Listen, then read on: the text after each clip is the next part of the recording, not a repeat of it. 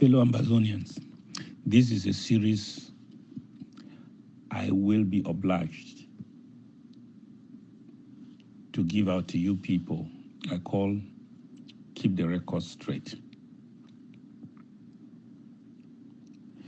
You know, yesterday was April the 5th, 2020. I want to congratulate all those of you who attended Interim Government Ground Zero Connect conference, which will be holding every month, first Sunday of the month. Yesterday, I came out to take questions from more than 300 persons I did not know, that I know are surely Amazonians or people who are interested to know about our struggle.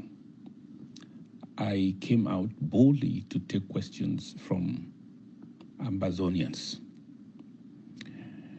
And watched by hundreds, if not 1,000, on social media, and thousands more on Ground Zero, if not millions, ready to take questions from Amazonians concerning the struggle, concerning the operations of the interim government. I did this to set an example that leaders should be held accountable by the population, that the population should be able to question them on the work they are doing for them. The citizens have that right. I challenge every other leader in this struggle, who has been and who is and who will be, to also not just organize private meetings, but come before Amazonians without discrimination and be open and willing to answer questions, any question they will ask you, and answer it to the hearing of all Amazonians on any issue. That is what is expected in Amazonia, the kind of Amazonia we are building. You know, facts are very stubborn. Facts are stubborn. You can have your opinion up and down or left and right, but the facts remain the facts. You can have your own version of the story, but you cannot have your own set of facts. The facts are stubborn. It's like the truth. It's eternal. With the truth, time does not destroy the truth. It does not change the truth. The truth does not fade. The truth can be silent and let lies back like a dog from morning to evening. But the truth shall not change. It will remain consistent.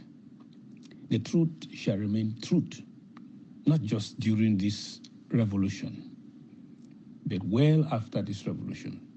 The only thing that will remain for people to judge and to read about and to talk about is the truth of the matter. All these manipulations will fade away. The truth shall remain. Yesterday, I answered a question on my trip to Boya. And the IG.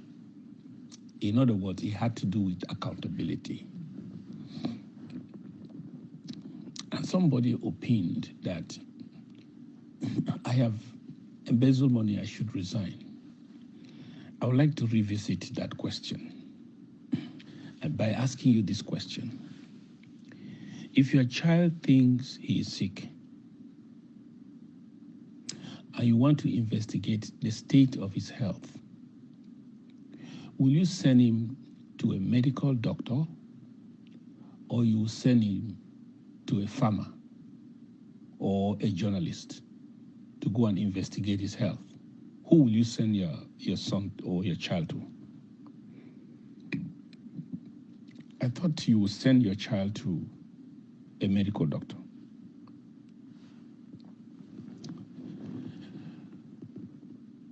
When it comes to financial matters, there is only one arbiter. There's only one investigator. There's only one expert that can look into records, go into the accounts, be given all the passwords, who require all the records, all the accounting records, all the in and out. There's only one expert that can look into those records and ask technical questions, get those answers, and make his opinion and tell you what it is and what it is not. That person in any organization with every government is called an auditor. An auditor is an auditor who investigates financial positions or operations in any organization. When I insisted that there must be an audit, I cannot lead an organization that will not be audited. Those in the IG will tell you the talk of war between me and my Secretary of State for Economy and Finance to get an audit done. And when by November, December 2018, I will not get an audit throughout the year, even 3 months after my trip to Boya, I caused an auditor, internal auditor, to leave London to get here to the United States to get the audit done. But for lack of collaboration from the Secretary of State for Economy and Finance, the audit report that I got from the auditor was a miserable disappointment. Lack of collaboration, unwillingness to surrender every account with every password, unwillingness to collaborate 100%. We got an audit that we rejected in the cabinet and the Restoration Council. We informed the Restoration Council that this audit report that we have is unacceptable. And because of that report, I took a decision to suspend our Secretary of State for Economy and Finance. When I wrote the letter of suspension, I was still in talking terms with Mr. Mttb as president in prison. When I gave him a copy of that letter, he said no. His opinion was, forget about the treasurer and the Secretary of State for Finance for now. Don't suspend him. People might think that you want to throw him under the bus because you are being accused. So we shall visit this matter afterwards. That was his advice, which I foolishly followed. He would have been suspended long before the end of 2018. So, the idea was, don't suspend him, because they were already working on the APNC, which will literally remove me from the seat of government, so that issue will never be revisited. So the idea was, the trick was, don't suspend him, we shall look into this matter later on, while a mutiny was being organized to put me out of government, and that issue will never, there will never have been any audit for Ambazonians to see today. after the failure of the APNC, the miserable failure of the APNC to remove me, I knew that we needed more than an audit. We needed the most transparent financial investigation. I asked the county chairs of Ambazonia to give me Ambazonians, one per county, 13 in number, plus the head of the Judicial Commission in the IG, the head of the ethics, late Chief Francis, the head of the ethics committee, and other experts in the House to audit the IG, to beyond my trip to Boya. All the records that were available should be audited. That all those who used money should be questioned, interrogated. This committee made up of, some of them are Fortune 5 auditors, company auditors, people of caliber, timber and caliber, Ambazonians, professionals of no mean reputation, selected or appointed by Ambazonians, not me, came together. And when the Secretary of State for Economy and Finance was called upon as the main person who kept the records, who gave us a few bank statements from the first failed audit, was required to come and collaborate 100% with this National Audit Committee, which is still in place as I speak.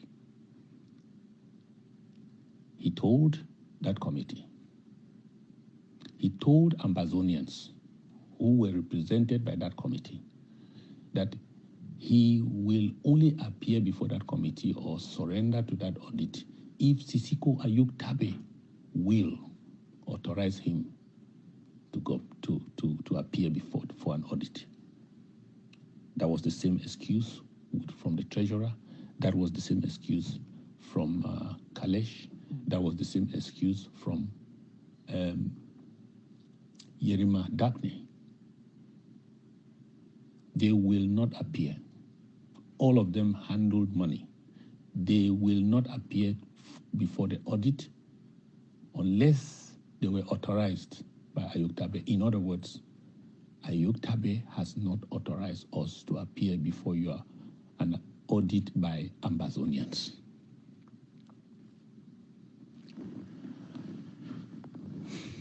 This audit was not imposed on me or the interim government by anybody. I was the one who insisted and demanded an audit. I demanded for it. Go online, you will see all the orders that I signed insisting that there must be an audit. Because those were public presidential orders which I signed for the audit to be done and for all to comply. They are public knowledge. I did not create the IG. This movement that has culminated in the creation of IG as the United Front for Ambazonians today did not begin with me, did not begin here. It started as the consortium under Comrade Agbombala. Permit me, with all due respect, to ask these questions to Ambazonians. Was the consortium ever audited? I mean audited not by any one person coming to look into the record. Has anything like this happened, like I did, that Ambazonians selected their own best and they sent to look into the records of the interim government? Did it happen any time in the struggle, in our struggle? Has it happened any time? was the consortium, was Agbombala audited? Then the consortium, after the consortium was created, after a while, another organization was created called Sako, led by Comrade Tassan and Comrade Milan. Was the Sako ever audited? Like the IG has been audited by independently selected Ambazonians. Has it ever been audited? The AGC has been there from 1900, or I don't know from when. Has the AGC ever been audited by Ambazonians? Outsiders who are just contributing, who are not part of the organizational structure. Have they ever audited the AGC and given you an audit report? Has the APLM that has also been there as long as probably prior to the creation of the AGC as SCYL, have they ever been audited by Ambazonians who are non-members of their structure? And the audit report published.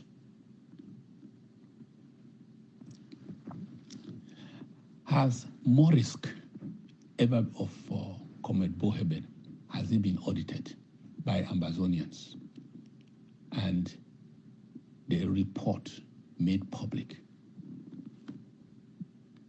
Has any activist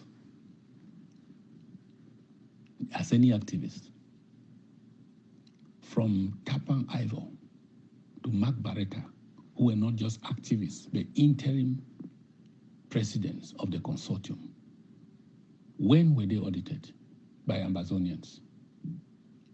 Have they ever been audited?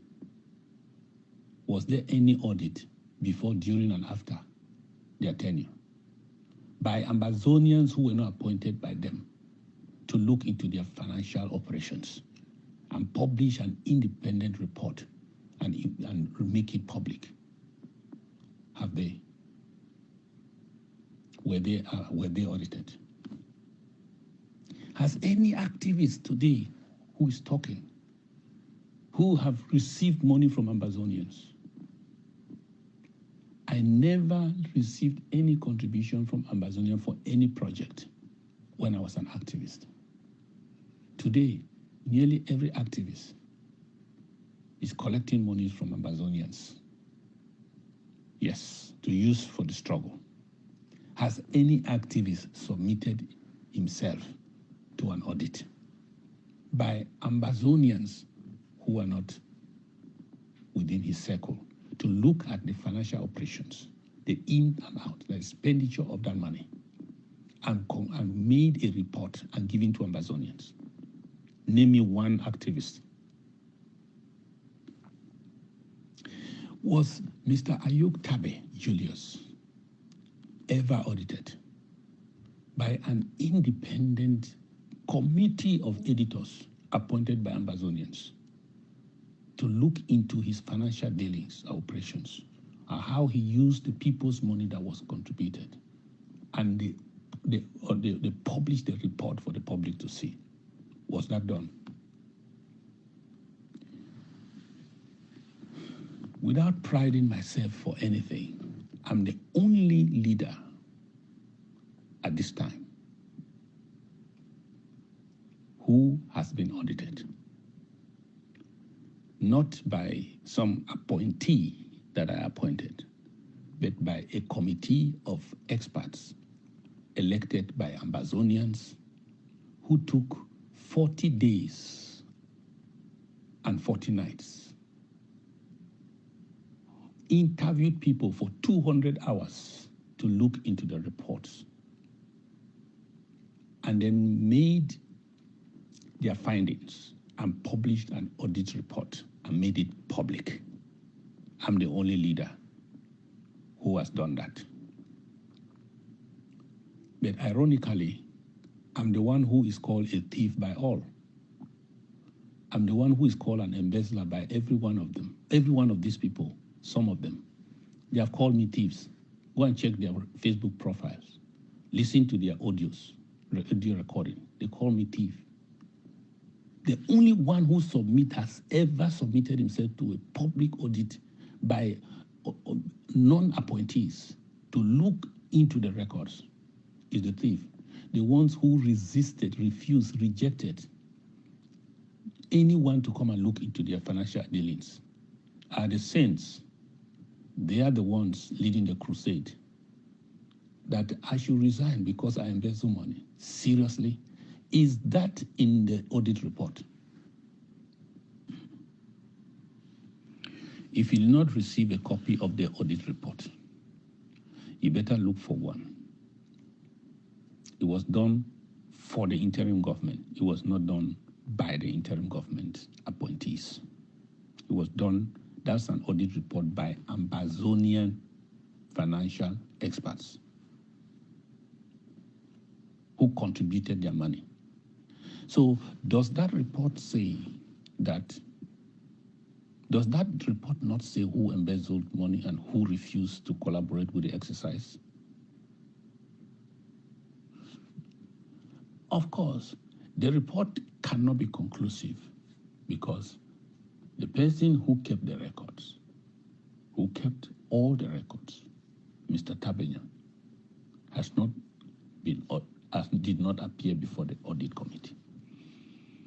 The only thing the audit committee used were statements that were prepared and given to the auditors.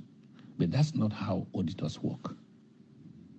When you are being audited, you literally hand over your keys to the auditors to look for anything, and you readily give them anything they ask for in your keeping. Every password, every account, past, present, every record, everywhere they want to look into, so that they do their complete investigation. So, did the record say that Sako embezzled $2 million? Did the record say the IG ever even received $1 million? What is in the records? Whose testimony will you believe? Do you believe what any journalist can brandish and tell you about? Or you believe what the testimony of experts? What kind of Ambazonia are we trying to build? In the United States of America, where you have a case in court, and that case concerns a particular thing, they call only an expert to give his opinion. They don't call charlatans and people who know how to speak English to come and present anything. You must be an expert, certified expert in that field to do the investigation and give your opinion to the court. That is how it is. If anybody thinks that his hands are clean, the National Audit Committee is still in place. I did not create it. I did not appoint the members therein, so I cannot dissolve it. They are still ready to receive these gentlemen who were told not to appear before that audit until they come there to the audit and surrender all accounting operations before Dr. Sako from Skakuf and all the records that were there, income and expenditures, as was required from me. And these experts look into these records and bring out their expert opinions. I will not be distracted by spoilers, who paid spoilers maybe, or haters, or probably people whose minds have been corrupted by whatever, compromised by whatever, to make stories repeat lies, hoping that lies can become truth. The people who are telling you lies, that the only person who has stolen money is the one who was correctly audited, and the auditor did not say he stole money. The people who keep telling those lies and have never been audited and will not submit themselves to an audit, they have one hope, that by constantly hearing the lies, you might believe them. They also have another hope, that by constantly hearing the lie, even if you don't believe them, you might doubt the truth that you have been told. And if you doubt the truth that the IG has showed you and told you, then it will affect your commitment. It will affect. Their hope is that these constant lies and sabotage will bring confusion. In that confusion, even if you don't believe what they said, it will cause you to doubt the truth and the facts that have been presented to you, even by the experts. If they succeed to create that doubt in your mind, they know they can bring discouragement. If they bring discouragement, they know it will affect your commitment. How you give to the struggle, how you sacrifice to the struggle will be affected. And if that happens, if there is a withdrawal of commitment and sacrifice, then the IG will fall, because he will not be able to do the things he has to do to promote its agenda. So the intent is to defund the IG, to make it weaker, unable to pursue its goal of total and unconditional independence. So if you want to pull down something, as they have publicly declared that we will pull down this IG, you cannot do away with something without a replacement in mind. So what is their replacement? Their focus all their energy and their sabotage is the replacement of what the IG stands for. The IG is not just a government, it represents a philosophy that is guiding this revolution. The collective aspiration of the people in this revolution, the people of Amazonia. So if you are pulling it down, it means you are going to deny the people the possibility of achieving that goal. So what is your replacement? Internal remedies, direct talks with La Republique, direct talks with Camto, direct talks with the French Cameroon hegemony for some special status, some kind of federalism, some kind of arrangement that will keep us within one Cameroon. That's the only alternative for what IG stands for. That's the only alternative. There are only two alternatives in this struggle: either internal remedies or an international process towards our separation. If you reject the international process leading to our separation, then you are automatically killing the international process, so that the internal remedies, internal fixes within La Republique should gather momentum, should be the final solution to the conflict. You know, Amazonians, let us be wise. Let us be wise. Let us not allow people who don't know anything in a particular domain to be the ones to give us facts. Let us not give people a pass who are trying to play on our intelligence. If I'm questioning you about financial propriety, I need an auditor to look into your records and bring your opinion, not a television program, not hours of audio and video recordings, not fabricated, unverified facts that no expert else has been able to look into and tell us that those things are exactly what you say. This is the rubbish in our revolution. God save Ambazonia.